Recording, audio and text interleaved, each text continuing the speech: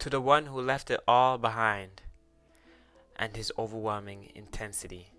Today, I'm going to present to you a love letter and appreciation video to ScamLikely, very ScamLikely.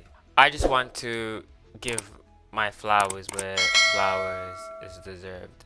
I've been following ScamLikely for quite a bit on TikTok, and he has really shown black excellency and just excellency in general when it comes to this content online shit. This is a little less structured video, but ScamLikely has gone through many trials and tribulations. He's just risked it all for the clout. He's risked everything to make it big on social media, right? Let's start from where most people started watching him. That was his Japan trip, right? He traveled to Japan. He went there for because I believe there was like a like a fake ad going around saying Japan needs kids, wants black men to, impregnate the Japanese women. So he went there and he was doing his thing raw, nonetheless, right? And from doing his thing raw, he got STDs, and I think it was chlamydia or something, and that's where it really blew up, right? That's where because he released that, he dropped that video, and life changed from he dropped that video, and like it blew up, right? He caught chlamydia, he caught STDs for the cloud, he caught this shit, and it blew him up on TikTok, and it blew him up like just blew him up, and then from there on, he got into a fight, right? He apparently went to a hood place in Japan. Well, it exists, and he got into a fight. He got into a black eye, right? And he had to leave Japan, right? And then from there on, like he was up, right? His clout was up, right? And then he went to the Philippines, same shit.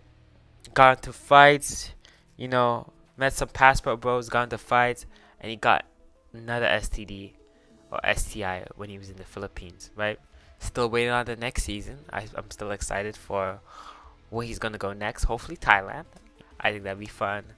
I don't want him to go South America. I feel like he's just gonna get robbed if he goes South America. Great content though, but that's the content he's willing to do. I think he's willing to get robbed for content, for real.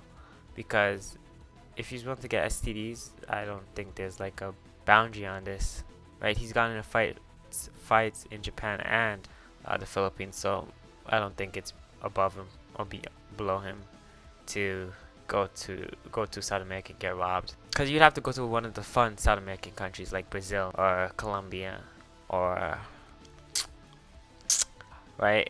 Because everything else in South America is kind of just safe, right? But those are the two popping South American countries. Okay, you could go to DR, but that's in the Caribbean, right? So he just really gave it all, right? And then what else after that? What else? He got circumcised, right? He got his hoodie cut, right, for the clout, and he's smashing with his hoodie, and he had to go to the hospital. His dick had scabs on it, type shit. That's really weird. I don't know, right? But he's doing that for the content, and he posts it. You gotta understand the mindset. He does shit, and he puts himself in scenarios, right? He puts himself in a position, in strange positions that in life that he can talk about it on social media, so that it gains him clout and makes him more viral. So he's putting himself in these positions for more clout. So it's not crazy shit just happening to him. He's doing this on purpose. Okay, and that's a lot of things. I remember I was watching Streamer University, and I'm watching these people, right? And it's like, not everybody is meant to be a content creator. Not everybody has that dog in them to be that content creator. You want to believe you have it in you to be a content creator. You don't, right? Are you willing to do this shit like him? You don't. You don't have it in you to be a content creator. A lot of people don't have it in them. He got his hoodie cut. He got his dick scabbed up because he smashed while he wasn't supposed to smash when he got circumcised. He smashed with lizard people, like I don't know, like truck lizards, like fat and ugly like girls, okay, for the content. He's not doing this just for the. He's not just doing this because because I like Fat and Ugly because he's doing this for the content, guys. And then I believe he stepped up the game. He really stepped up the game when he started going on the sex offenders list, right? And he started to find women on the sex offenders list and then find them on Facebook and then hitting them up and, you know, smashing them. I mean, that was really a stroke of genius. That was really something. I don't even know how you even begin to think of that. But it was something crazy, right? He had his tuggy tours. Right now, he's doing his tuggy tours around America for every single state. He's going to go to every single state and he's going to get a happy ending in every single state. Because that was like a thing, a trend on TikTok for a bit, you know? Oh, can I get a tuggy?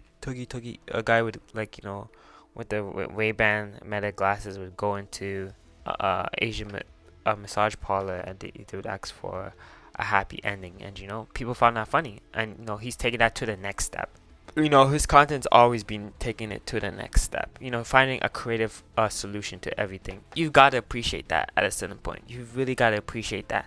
And I just don't see anybody really giving it ScamLikely, you know, his flowers. If there was a way to invest, like, into YouTubers, content creators, I would be investing into ScamLikely heavy.